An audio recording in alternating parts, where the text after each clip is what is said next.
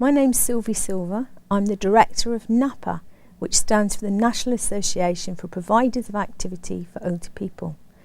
We're a nationwide charity and a registered company, and we specialise in enabling care home staff to support older people to live life the way they choose, in the way they want, with meaning and with purpose.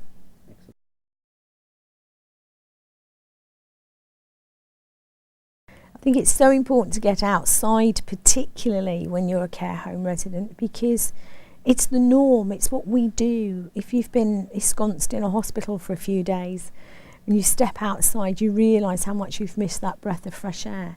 And one of the challenges for older people in care environments is that they often do get out of the habit. Frailty and dependency, mobility problems. They can't always get out readily. But we know from experience and anecdotal evidence that when they do, it makes a big difference to their well-being. Physically, there's lots of gains to be had from physical mobility, appetite can improve. And just having something to talk about away from the care home can make a big difference. So we try wherever possible to say getting people outside, at least outside of the building, into the fresh air. Also has medical benefits. We all need a little bit of daylight and sunlight every day. Makes a big difference to how we absorb things like vitamin D. So there's a real benefit for people to get them outside. And we do have a bit of a culture in care homes that has lost that idea of getting out.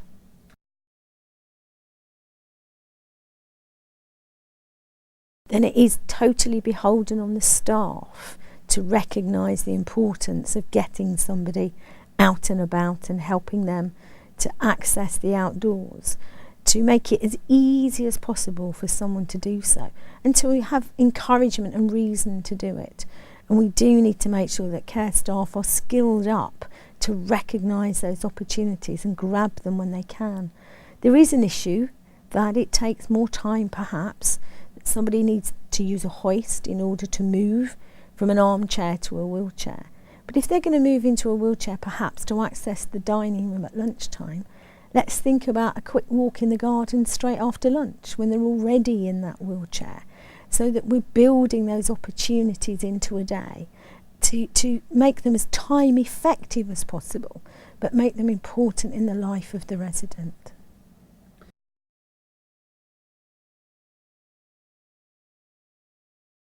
Oh, very much so. Growing things on windowsills, pot plants and stuff like that make a big difference.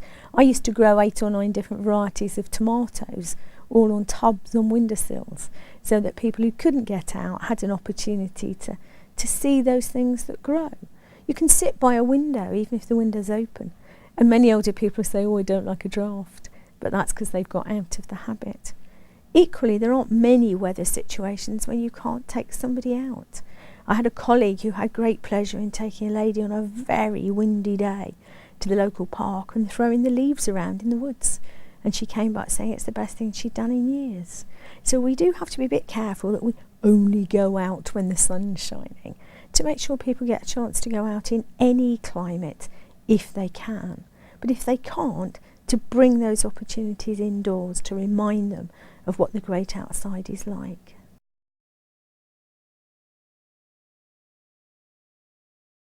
I think it's vitally important. I know from my own personal experience that you take an older person out of a care setting to a local cafe or to a garden centre for a coffee, and they change. They become different people. They connect with what's going on around them. So you can sit down, as I've done in the past, with a lady with a scone on a plate, and because of her dementia she can't remember what to do with the scone. But by me cutting it in half and her copying it, me spreading the jam and her copying, she's enjoying that whole experience. And other people may stop and talk and smile. She may stop and chat about what's going on around her in a way that just doesn't happen in the care home. And there's many care staff who've been on events and outings with an older person and come back and said, I've learnt so much about that person today. They're a different person away from this communal environment. So it's really, really important that we do give people that opportunity to go to the coffee shop, go to the post box, just post a letter. A lady I know who had an amazing time on a monthly basis visiting the crematorium where she took flowers for her husband, and she said it gave her something to talk about for a whole month. So it's a real difference when we get people to connect back with the communities rather than live within the isolation sometimes of a care environment.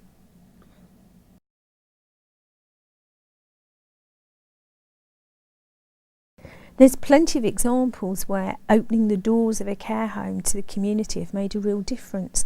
There are unused spaces, for example, so I know of a care home where the local Rotary Club comes in one evening a week and uses the lounge and enjoys coffee and biscuits, and as a result of that, a number of those club members have become volunteers. I know of another care home where the brownie pack lost its hall. It was burnt down in a fire, and one of the carers was the brownie leader, and they now regularly have the brownie pack meeting in the care home.